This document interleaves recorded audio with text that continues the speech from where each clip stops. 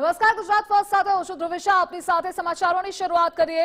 પાકિસ્તાનના આતંકના નવા ચહેરા સામે મોટી રણનીતિ. પીએમ મોદી અને ગૃહમંત્રી અમિતભાઈ શાહનો દૂરંદેશી નિર્ણય. તો ભારતમાં ગેરકાયદે રહેતા પાકિસ્તાનીઓનો દેશ નિકાલ કર્યો. 48 કલાકમાં પાકિસ્તાનીઓને બહારનો રસ્તો દેખાડ્યો. વડાપ્રધાન અને ગૃહમંત્રીએ આખરે કેમ લેવો પડ્યો આ નિર્ણય?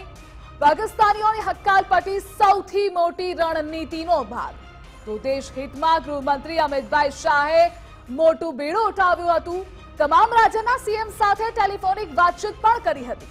ગૃહમંત્રી અમિતભાઈ શાહની ચાણક્ય નીતિ સામે આવી છે અને પાકિસ્તાનીઓને તાત્કાલિક હાંકી કાઢવા અપીલ કરી હતી. તો નિકાહ પાકિસ્તાનમાં અને વસવાટ ભારતમાં કરતા હતા.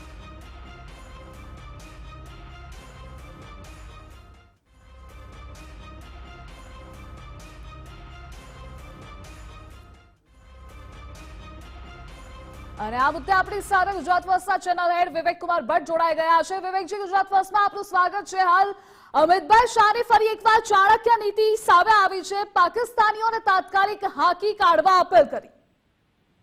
બિલકુલ ધ્રુવિશા, જે 48 કલાકની મિયાદ આવી હતી અને 48 કલાકમાં સમગ્ર દેશમાંથી પાકિસ્તાનીઓને એમને વતન પાછા પાડવા માટેનો જે એક એલાન અમિતભાઈ શાહ અને મોદી સરકારે કર્યું હતું, એના કારણે એની ફલશ્રુતિ એવી છે કે દરેક રાજ્યમાંથી જે પાકિસ્તાનીઓ હતા એ લોકો એમના વતન પરત ફર્યા છે અને હજુ બી ફરી રહ્યા છે. હવે જે લોકો આ મિયાદ જેમની નથી જઈ શક્યા એ લોકોને ઉપર કાનૂની કાર્યવાહી થશે.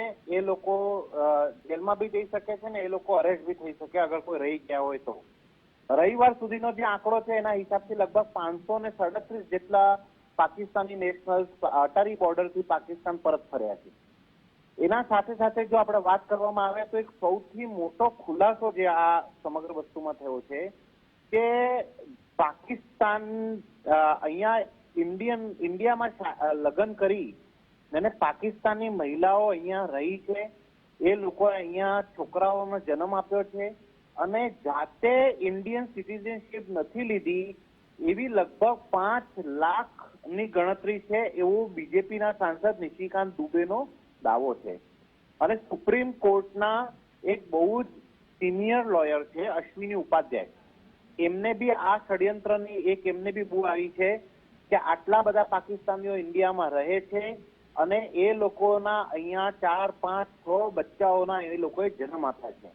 એટલે કુલ મલાવીને લગભગ 25 લાખની મોટી ફોજ પાકિસ્તાનીઓની અહીંયા વિધિન ઇન્ડિયા ઉભી થવાનું બહુ મોટું ષડયંત્ર હતું એવો એમને બી અંદેશો બતાવ્યો છે. ઓફિશિયલ આંકડા જે છે એ તો ભારત સરકાર જ રિલીઝ કરશે, પણ આ જે વસ્તુ છે એ ખૂબ મોટી વસ્તુ છે અને ધીરેન્દ્ર કૃષ્ણ શાસ્ત્રી બાગેશ્વર ધામ સરકારે બી કાલે આ વસ્તુની વાત કરી છે.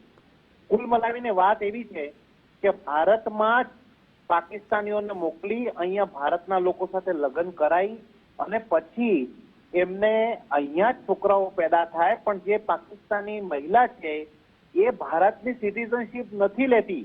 આ બહુ મોટો ષડયંત્ર છે.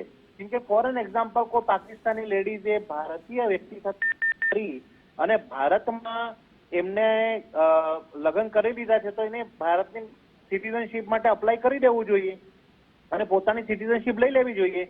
પણ આ મહિલાઓએ ભારતની સિટીઝનશીપ નથી લીધી અને પાકિસ્તાનના સિટીઝન રહ્યા છે અને ભારતમાં વિઝા ઉપર રહે છે. આને પાછળ શું કારણ હોઈ શકે છે એ ખૂબ મોટો તપાસનો વિષય છે. સૌથી મોટી બાબત આ છે કે જો તમે લગ્ન કરીને ભારતમાં આવી ગયા છો તો ભારતની સિટીઝનશીપ શું કામ નથી લેતા? મતલબ તમને ભારતની નાગરિકતા જ નાગરિક છે પણ ભારતમાં રહેવું છે, ભારતની ફોકટના રોટલા તોડવા છે તમારે, ભારત સરકારની બધી જ તમારે સ્કીમો લઈ લેવી છે, એના બધા લાભ તમારા છોકરાઓના હિસાબે લઈ લેવાના છે, પણ તમારે પાકિસ્તાન છોડવું નથી. એટલે હવે આ જે વારો આવ્યો છે કે પાકિસ્તાન તો જવું જ પડશે ભાઈ. તમે ગમે તે હોય, તમે પાકિસ્તાન નેશનલ છો, તમારી પાસે પાકિસ્તાની પાસપોર્ટ છે તો તમે પાકિસ્તાન પરત જતા રહો. આ જે નિર્ણય લીધો એના બાદ અટારી બોર્ડર ઉપરથી ઘણી બધી ઇમોશનલ સ્ટોરીઝ મીડિયામાં પ્લે થઈ છે. એવી ઇમોશનલ સ્ટોરીઝ થઈ કે આપણને રડવું આવી જાય કે મારે તો હું અહીંયા છું, હું પાકિસ્તાન જતી રહીશ, મારા છોકરાનું શું થશે, મારા છોકરા ત્યાં છે, હું અહીંયા આવી ગયું છું, આવા બધા જે એક ઇમોશનલ પ્લે કાર્ડની સ્ટોરી છેલ્લા 48 કલાકમાં આપણે જબરદસ્ત આખા મીડિયામાં, સોશિયલ મીડિયામાં જોઈ છે અને એક માહોલ ઉભો કરવાની કોશિશ કરી છે કે ભારત અને પાકિસ્તાનના આ જે વિખવાદ થયો છે એના કારણે સામાન્ય લોકોને ખૂબ છે, પણ આ વાત તદ્દન ખોટી છે. કોઈ સામાન્ય લોકો નથી, જે પાકિસ્તાની નેશનલ છે, જે વર્ષોથી અહીંયા રહે છે અને ઇન્ડિયન સિટીઝનશીપ લીધી નથી.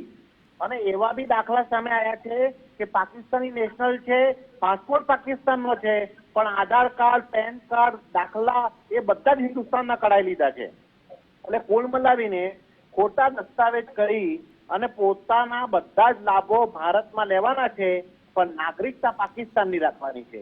આ જે બધી જે ખુફિયા માહિતી જે છે એ સામે આવી રહી છે અને આના કારણે જ એક દૂરદ્રષ્ટિ જે કહેવાય છે કઠિન નિર્ણય લેવાની જે ક્ષમતા મોદી સરકાર અને અમિતભાઈ શાહમાં છે, એનો આ બીજો દાખલો તમારા સામે છે કે આ બધા જ પાકિસ્તાનીઓને 48 કલાકમાં દેશ છોડવા માટે જે કીધેલું એને પાછળનો સૌથી મોટો કારણ આ છે. જે રીતે ગુજરાત સરકાર અને સમગ્ર દેશમાં બાંગ્લાદેશીઓ અને રોહિંગ્યાઓને સામે જે એક ઝુંબેશ ચાલી રહી છે એને પાછળ બી આ જ છે.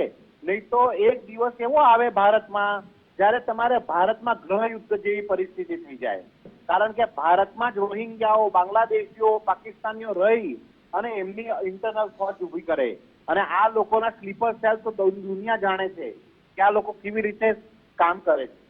એટલે આ વસ્તુઓ જે છે એના કારણે આ નિર્ણય લેવામાં આવ્યો હતો અને અત્યારે આ નિર્ણયના જે વખાણ છે એ સમગ્ર વિશ્વમાં થઈ રહ્યા છે કે ભારતે ખૂબ દૂરંદેશીપૂર્ણ કદમ ઉઠાવ્યો અને બધા જ બાંગ્લાદેશીઓ, રોહિંગ્યાઓ અને પાકિસ્તાનીઓને દેશથી હટાવી અને એક મોટો અધ્યાય ઐતિહાસિક નિર્ણય લઈને રચ્યો છે કે ભારતના નાગરિક છો તો જ તમે ભારતમાં રહી શકો.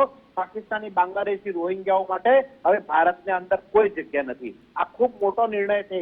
આ એક પ્રકારની સર્જિકલ સ્ટ્રાઇકથી બી વધુ મહત્વ ધરાવે એવો નિર્ણય અત્યારે ભારત સરકાર દ્વારા કરાયો હતો અને એની ફલશ્રુતિ આવી રહી છે. ઓફિશિયલ આંકડા ટૂંક સમયમાં આપણા સામે આવશે. જી ધ્રુવિકા. જી વિવેકજી, જોડાવા બદલ આભાર આપનો. તો તમામ રાજ્યના સીએમ સાથે પણ વાતચીત ગૃહમંત્રી અમિતભાઈ શાહ દ્વારા કરવામાં આવી હતી. એટલે પાકિસ્તાનીઓને તાત્કાલિક હાંકી કાઢવા અપીલ કરવામાં આવી છે, કારણ કે નિકાય પાકિસ્તાનમાં અને વસવાટ ભારતમાં કરતા હતા અને આ જ મુદ્દે ધીરેન્દ્ર શાસ્ત્રીનું નિવેદન પણ સામે આવ્યું હતું અને જેવી રીતે વિવેકજીએ પણ જણાવ્યું કે 80,000 પાકિસ્તાની મહિલાએ ભારતમાં રહે છે. અને આ મુદ્દે આપણી સાથે ન્યૂઝ વોર રૂમથી વિજય દેસાઈ જોડાઈ ગયા છે. વિજય, પાકિસ્તાનીઓને તાત્કાલિક હાંકી કાઢો અપીલ કરવામાં આવી છે, જો કે અમિત શાહ દ્વારા ટેલિફોનિક વાતચીત પણ દરેક રાજ્યના સીએમ સાથે કરાઈ છે. બિલકુલ, એ વાતચીત કર્યા બાદ જે પ્રકારે દેશભરની અંદર એક્શન શરૂ થયું હતું, પણ આ એક રણનીતિ કેમ અચાનક લેવી પડી? પહેલગામ એટેક બાદ તાત્કાલિક ધોરણે આટલું કડક એક્શન ભારતે 48 કલાકના અલ્ટિમેટમ સાથે કેમ લેવું પડ્યું? આ પ્રશ્ન જરૂર ઉદ્ભવ્યો હતો, કારણ કે અગાઉ જ્યારે ઉરી એટેક હોય કે પહેલગામ પુલવામા એટેક હોય ત્યારે આ પ્રકારની કોઈ કાર્યવાહી નહોતી થઈ, એટલે આ વખતે થઈ એટલે આ પ્રશ્ન ઉદ્ભવ્યો અને પ્રશ્નની પાછળ જે રણનીતિ છે એ લાંબા ગાળાની છે, દૂરંદેશી, નિર્ણયપૂર્વકની છે. કારણ કે જે આંકડાઓ છે, જે પ્રકારના દાવાઓ અત્યારે થઈ રહ્યા છે તેમાં સ્પષ્ટ થાય છે કે પાકિસ્તાનમાં નિકાહ કરીને ભારતમાં વસવાટ કરતી હજારો સ્ત્રીઓ છે, જેઓના બાળકો અહીં પેદા થાય છે, રાશન અહીંનું ખાય છે, યોજનાઓના લાભ અહીંના લે છે, તમામ દસ્તાવેજ ભારતના છે, પરંતુ આ દસ્તાવેજો બનાવીને ભારતની અંદર જે પ્રકારે તેઓ વસવાટ કરે છે, પાકિસ્તાન કેમ નથી જતી, ત્યાંની નાગરિકતા કેમ નથી લેતી, એ આ એક તરફનો માહોલ છે. તો બીજી તરફ પાકિસ્તાનથી આવીને ભારતમાં નિકાહ કરે છે તો ભારતની નાગરિકતા નથી લેતી અને એમને વસવાટ કરે છે. તો આ જે પાકિસ્તાનના આતંકનો એક આ નવો ચહેરો છે તે પ્રકારનો પર્દાફાશ છે તે થઈ રહ્યો છે ને તે ધીમે ધીમે જે ગુપ્તચર એજન્સીઓ છે તેના ધ્યાનમાં પણ એ માહોલ આવી રહ્યો છે કે આખરે આ એક લાંબા ગાળાનું વ્યવસ્થિત ષડયંત્ર પાકિસ્તાનનું છે કે જે નિકાહ કરીને બંને દેશોની અંદર જે ભારતની અંદર જે સ્ત્રીઓ રહે છે તેમના બાળકો પેદા થાય છે, કે જેમાં કેટલીક તો નાની પણ બની ચૂકી છે, છતાં હજી ભારતમાં રહે છે તો ક્યાંક તેમની પાસે પુરાવા નથી, એ પ્રકારના કિસ્સાઓ સામે આવે છે. ગઈકાલે જ્યારે આપણે શ્રીનગરની અંદર રહેતો ઉડીમાં જે માત્ર 15 દિવસના વિઝા પર આવેલો વ્યક્તિ 17 વર્ષથી ભારતમાં વસવાટ કરતો હતો, અહીંના ડોમિસાઇલ સર્ટી, આધાર કાર્ડથી લઈને તમામ દસ્તાવેજ બનાવી ચૂક્યો હતો. એણે એવો દાવો કર્યો હતો જ્યારે ડિપોર્ટ થતો હતો ત્યારે કે મેં તો અહીંયા ચૂંટણીમાં મતદાન પણ પણ કર્યું છે.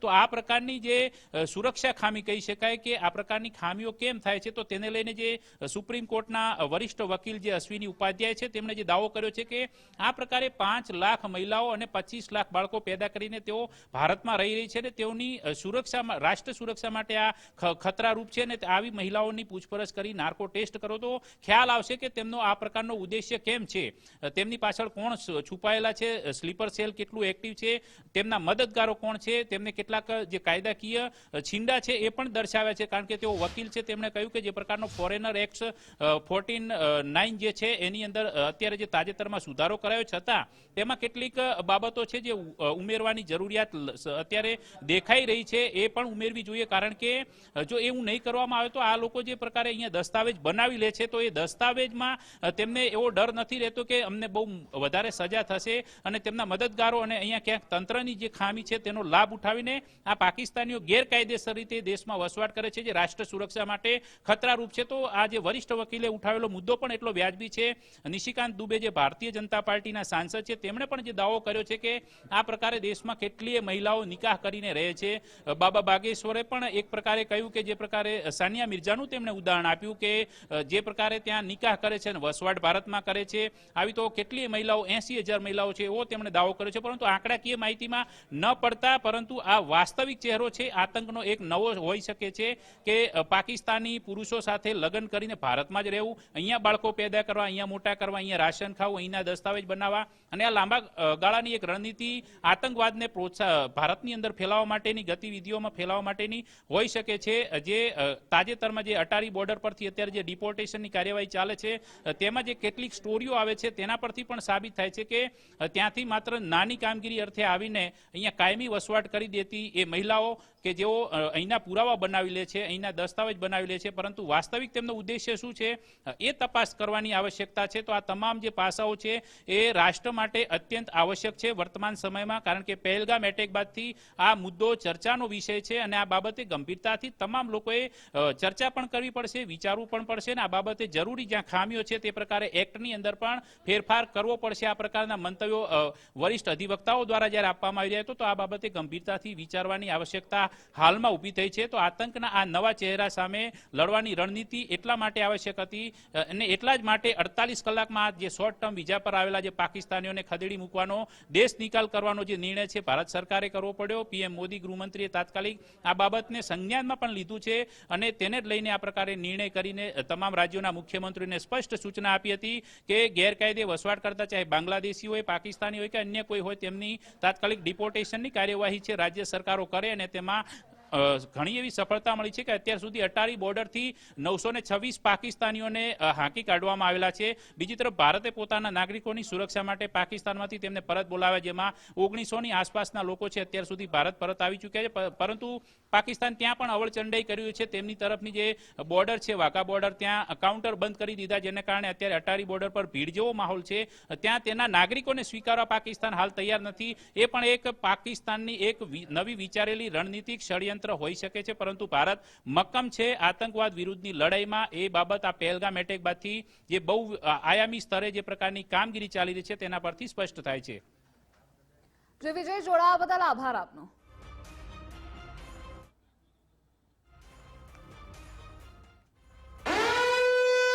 ભાજપના સાંસદ નિશિકાંત દુબેએ પાકિસ્તાની આતંકવાદનો નવો ચહેરો ગણાવી ચિંતા વ્યક્ત કરી. તેમણે ખાસ કરી પાકિસ્તાની મહિલાઓની પરિસ્થિતિનો ઉલ્લેખ કર્યો, જેમણે લગ્ન કર્યા છે અને ભારતમાં સ્થળાંતર કર્યું છે પરંતુ ભારતીય નાગરિકતા વિના રહે છે. સોશિયલ મીડિયા પ્લેટફોર્મ એક્સ પર એક પોસ્ટમાં દુબેએ જણાવ્યું હતું કે 5 લાખથી વધુ પાકિસ્તાની મહિલાઓ એ હાલમાં તેમના લગ્ન પછી ભારતમાં રહે છે, છતાં તેમને ભારતીય નાગરિકતા નથી મળી.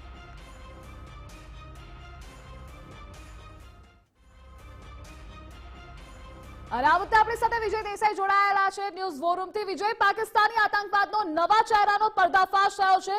નિશિકાંત દુબેએ શું કહ્યું છે તે જણાવશો. નિશિકાંત દુબેની જે વાત છે એક્સ હેન્ડલ પર તેમણે જે કરી હતી કે 5 લાખ પાકિસ્તાની મહિલાઓ આ પ્રકારે નિકાહ કરીને ભારતમાં વસવાટ કરી રહી છે, જે રાષ્ટ્ર માટે ખતરારૂપ છે.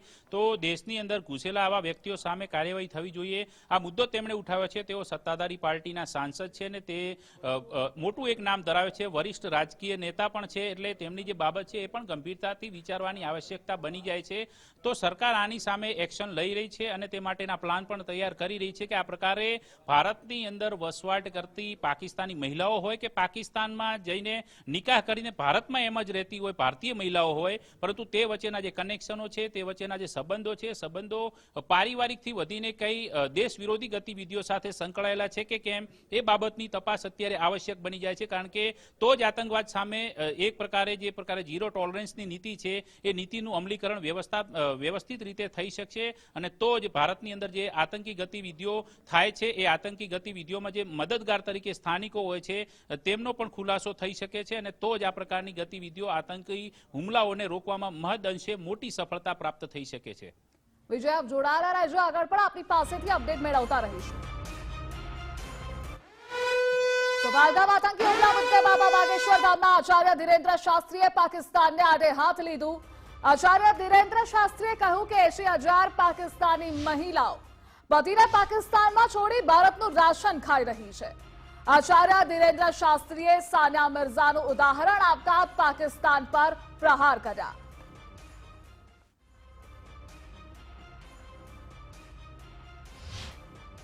जब सानिया मिर्जा की शादी हुई थी पाकिस्तान में, भारी बवाल हुआ था कि बताओ इसे शर्म नहीं आती है, पाकिस्तानी शौहर पाया. लेकिन जब से सरकार ने कहा है कि 48 घंटे में भारत छोड़ो, इतनी सानिया मिर्जा मिल गई भारत में कि उनके शौहर पाकिस्तान में हैं, बच्चे भारत में हैं. अब बताओ लो कितनी गजब की औरतें हैं. 80,000 औरतें ऐसी मिली भारत में जिनको खसम पाकिस्तान में है, पर जो है राशन भारत को खा रही हैं. धन्य पाकिस्तान वालों, हम समझ गए. बताओ तो. अच्छा, पाकिस्तान वाले भी शौहर वो खसम है जो कितने खतरनाक है, लुगाई भारत में छोड़े हैं. अच्छा अच्छा, बताओ. हमें बड़ी हंसी आई रात भर. हम कहे जिन लोगों से लुगाई नहीं संभल रही वो देश क्या खाक संभालेंगे. અને આ મુદ્દે આપણી સાથે ન્યૂઝ ઝોન રૂમથી વિજય જોડાયેલા છે. વિજય, ધીરેન્દ્ર શાસ્ત્રીએ પણ કહ્યું કે 80,000 પાકિસ્તાની મહિલાઓ પતિને પાકિસ્તાનમાં છોડી ભારતનું રાશન ખાઈ રહી છે. બિલકુલ, તેમનો દાવો છે તે આંકડાકીય રીતે આપણે આધિકારિક પુષ્ટિ નથી કરી શકતા, પરંતુ વાસ્તવિકતા તો ક્યાંક મહદઅંશે છે. કારણ કે જેમને એ ઉદાહરણ આપ્યું છે એ ઉદાહરણ પરથી પણ ફલિત થાય છે કે આ પ્રકારે પાકિસ્તાનમાં નિકાહ કરીને ભારતની અંદર વસવાટ કરે છે મહિલાઓ, અથવા તો ત્યાંથી આવીને અહીંયા નિકાહ કરીને વસવાટ કરે છે, પરંતુ ના તો ત્યાંની નાગરિકતા લે છે ના અહીંની નાગરિકતા લે છે. એટલે નાગરિકતા લેવામાં વાંધો શું? અગાઉ એક નિવેદન હતું વરિષ્ઠ અધિવક્તા જે છે સુપ્રીમ કોર્ટના, તેમણે જે કહ્યું હતું કે વિશ્વના અનેક દેશો જે છે, ચાહે સાઉદી અરબ હોય, જાપાન હોય, આવા દેશોના તેમણે ઉદાહરણ આપ્યા હતા કે સામાન્ય રીતે ભારતની અંદર આપણે કોઈ પણ ધર્મના વ્યક્તિને લઈએ તો જો દીકરીના લગ્ન થઈ જાય તો તે પિયરમાં નથી રોકાતી, સાસરીમાં જાય છે. તો ભારતમાં રહેતી મહિલાઓના લગ્ન જો પાકિસ્તાનમાં નિકાહ જો પાકિસ્તાનમાં થાય છે તો એ ભારતમાં જ કેમ રહે છે? એમના પતિ જ્યારે પાકિસ્તાનમાં રહે છે. તો આ મુદ્દો પણ એક ચર્ચાનો વિષય છે અને એને જ લઈને આ ધીરેન્દ્ર શાસ્ત્રી જે છે આચાર્ય બાબા બાગેશ્વર ધામના, તેમણે આ મુદ્દો કથામાં ઉઠાવ્યો.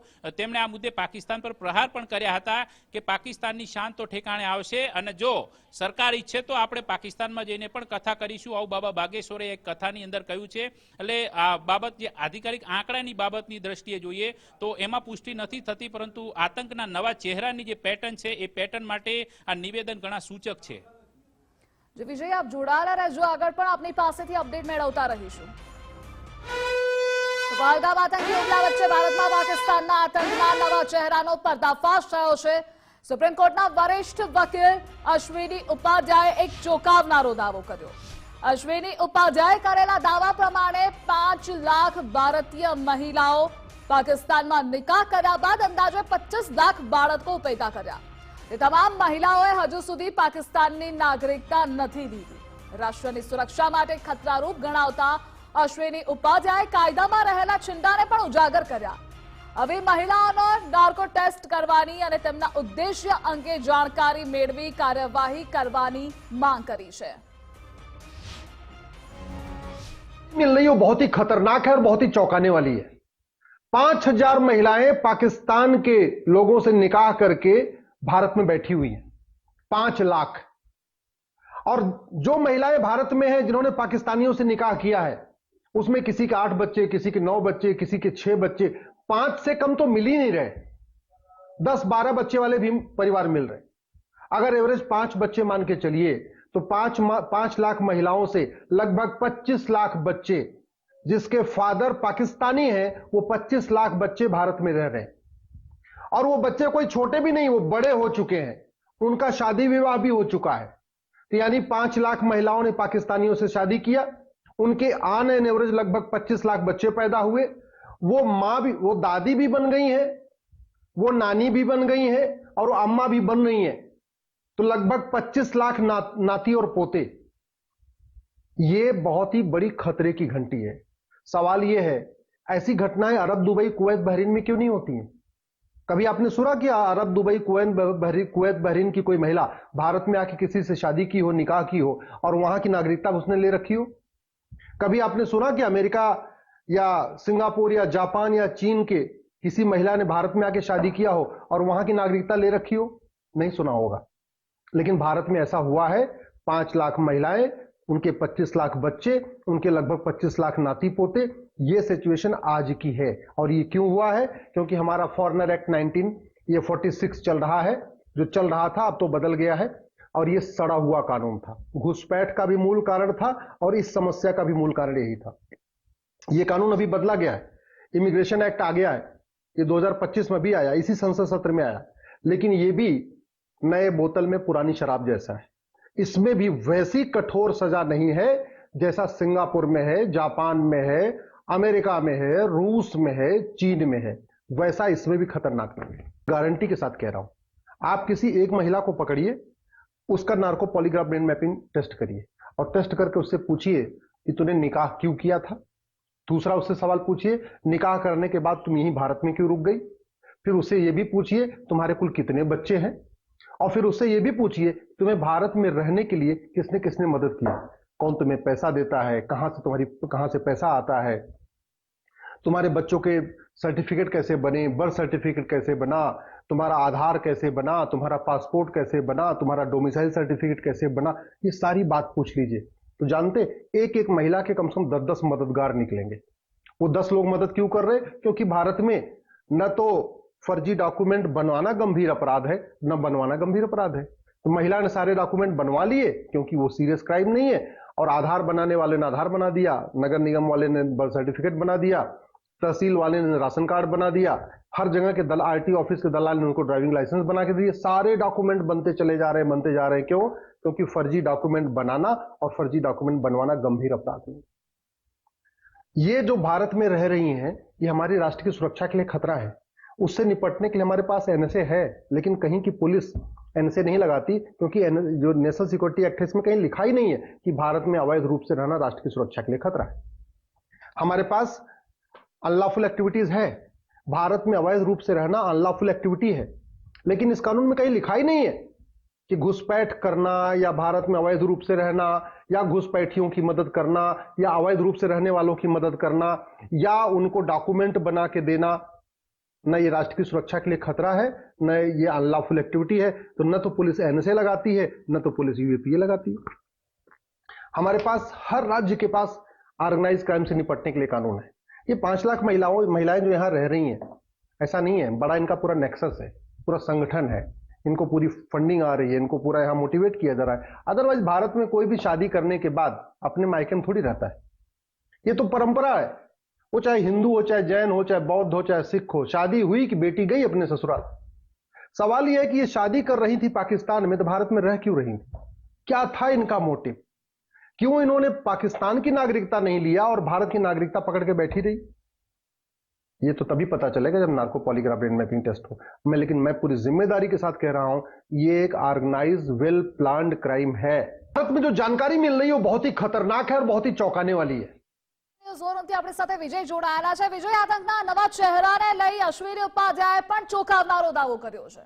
બિલકુલ તેમનો આ દાવો છે તે ઘણો વિચારણીય છે, કારણ કે તેમણે જે પ્રકારે આખું એક્સપ્લેન કર્યું છે, કારણ કે તેઓ સુપ્રીમ કોર્ટના વરિષ્ઠ વકીલ છે, તો તેમના દાવામાં કંઈક તો તથ્ય છે, કારણ કે ભારતના જે કાયદાઓ છે એ ફોરેનર એક્ટ જે 1949 હતો તેમાં હમણાં જે તાજેતરમાં બદલાવ થયો, એ બદલાવ બાદ પણ હજી કેટલીક બાબતો છે તે સામેલ કરવા માટે તેમની જે ઈચ્છા વ્યક્ત કરી છે તેના આધાર પરથી એ વાત તો સ્પષ્ટ થાય છે કે આ પ્રકારનો જે વેલ ઓર્ગેનાઇઝ જે ક્રાઇમ અત્યારે ચાલી રહ્યો છે, આતંકના નવા ચહેરાને ભારતની અંદર પ્લાન્ટ કરવા માટે પાકિસ્તાનની જે ધીમી ગતિની ચાલ છે એ ચાલી રહી છે, તેના પર તેમણે જે પ્રકારનું એક્સપ્લેન કર્યું છે એ સ્પષ્ટ થાય છે કે આની સામે કડકાઈપૂર્વક લડવું પડશે, અન્યથા ભારતની અંદર આ પ્રકારે આતંકવાદી પ્રવૃત્તિઓ છે તેને ક્યાંક ને ક્યાંક વધુ પ્રોત્સાહન મળશે ને તેમાં મદદગાર તરીકે ગેરકાયદેસર રીતે ભારતમાં આવીને વસવાટ કરી ગયેલી આ પ્રકારની મહિલાઓ હોય કે પાકિસ્તાની નાગરિકો હોય તે સામેલ હશે અને તેમની સંડોવણી પણ ખુલશે, જેમાં સીધો જ પાકિસ્તાનનો હાથ નીકળશે. એટલે આ પ્રકારે આતંકવાદની લડાઈમાં ઝીરો ટોલરન્સથી જે નીતિ છે એને અમલીકરણ કરવા માટે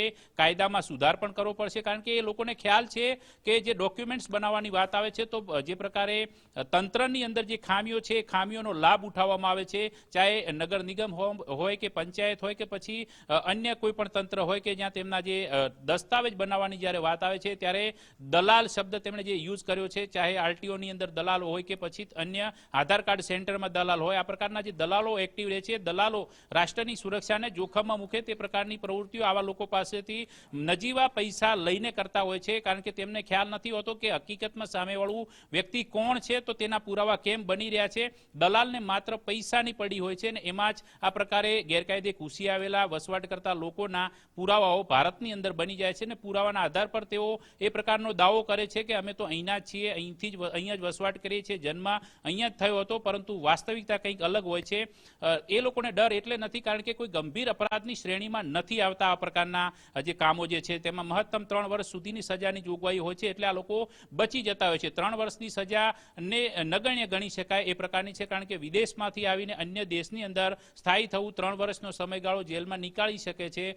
એનાથી પછીનું શું? પછી તેઓ છૂટીને કંઈક અનૈતિક પ્રવૃત્તિઓને અંદર જોડાય તો રાષ્ટ્રની સુરક્ષા જોખમાય, એ વાત હકીકતથી એકદમ નજીકમાં છે એવું આપણે માનવું પડે અવશ્યપણે, કારણ કે જો એવું ન માનીએ તો આ પ્રકારે લાંબા ગાળાના નુકસાન દેશમાં આંતરિક સુરક્ષાને લઈને વેઠવા પડે એ વાત પણ ફલિત થતી હોય છે. અને પરંતુ આ પહેલગામ એટેક બાદ જે પ્રકારની કાર્યવાહી ચાલી રહી છે તેની અંદર આ તમામ પાસાઓને આવરી લેવાયા હોવાની વિગતો એટલા માટે મળી રહી છે કારણ કે જે પ્રકારે બેઠકોનો દોર થયો, બેઠકોની અંદર નાનામાં નાની જે બાબતો છે તેની સમીક્ષા કરવામાં આવી રહી છે અને તેના આધાર પર રાષ્ટ્રવ્યાપી એક પ્રકારનું કોઈ નવું મોડલ પણ અમલીકરણ આવી શકે છે કે ઘૂસણખોરીને રોકવા માટે અને વ્યવસ્થાકીય જે તંત્રમાં રહેલી જે ખામીઓ છે તેને શોધીને ડામવા માટે, આતંકવાદ વિરુદ્ધ લડાઈમાં એક નવી મજબૂતી મેળવવા માટે એ તમામ પાસાઓનો આવશ્યકપણે વિચાર કરાયો છે અને તેના આધારે આગામી સમયમાં કોઈ નવા પગલાં પણ સરકાર લઈ શકે છે.